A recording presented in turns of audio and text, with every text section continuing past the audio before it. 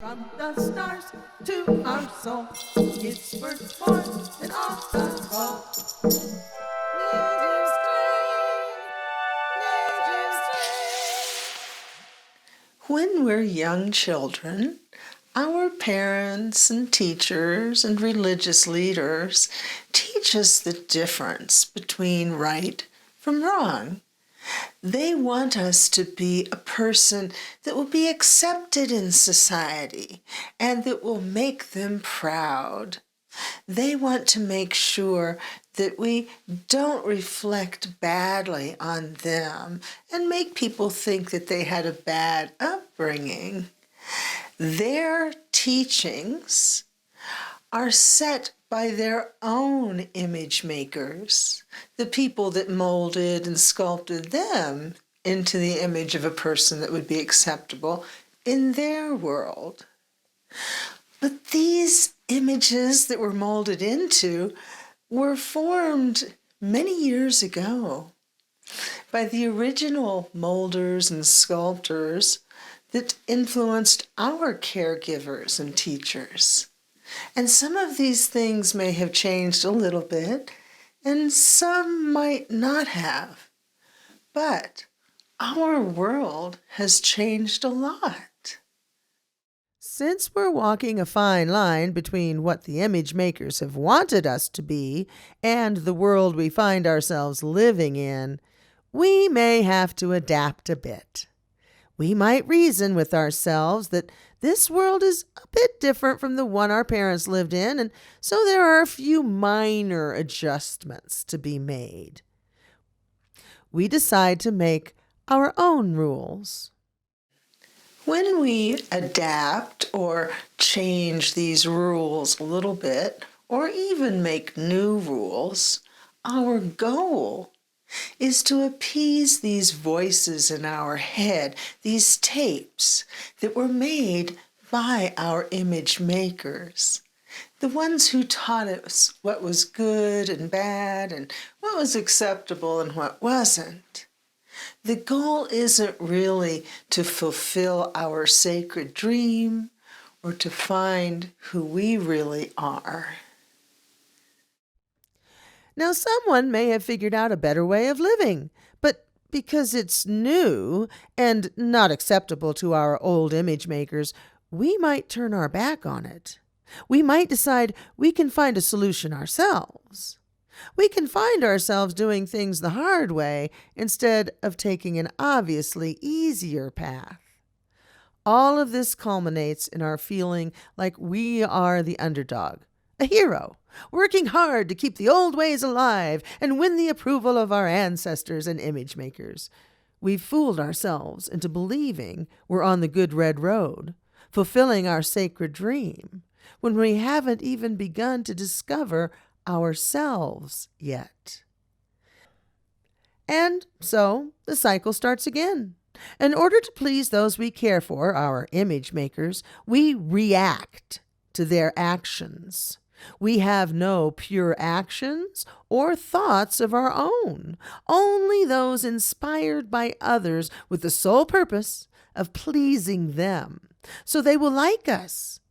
We live only for their approval.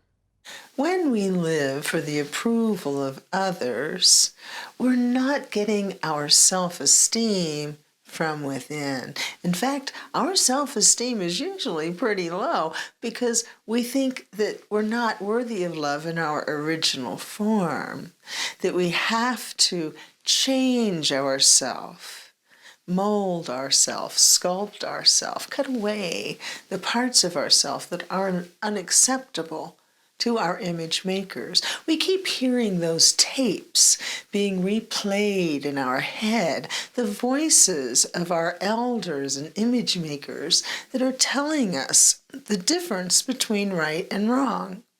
And sometimes the difference between right and wrong in their world might not be the same in this world, and it might not be true for us. It might not be hurting anyone or anything, including ourselves, or making the world a bad place to go against some of these things that we've been taught by our image makers. When we live for others, we're on what's said to be the circle of foxes. This can lead to a lot of depression and errors in judgment because we're not living our life for ourselves. We're listening to the voices of others. And if these others aren't saying the same thing, we might be very confused as to what to do. Now, the only way off of the circle of foxes and to begin the medicine wheel known as dancing with the coyotes is to have a good relationship with our inner selves, our inner personas, particularly our inner elders. When we talk with our inner elders, we get our self-esteem from within. We aren't relying on others to make us feel worthy. And this begins our dance with the coyotes. It's pretty much impossible to not be depressed when you're on the circle of foxes. But dancing with the coyotes is one of the biggest keys to ending depression caused by low self-esteem. One of the biggest causes of depression in our world today is people feel that they haven't lived up to the expectations of their parents, their grandparents, their teachers, and religious leaders. They feel as though deep inside, if people knew who they really were and what they really liked and disliked, maybe even what they really thought was funny, they would be highly offended and think that they were evil, perhaps.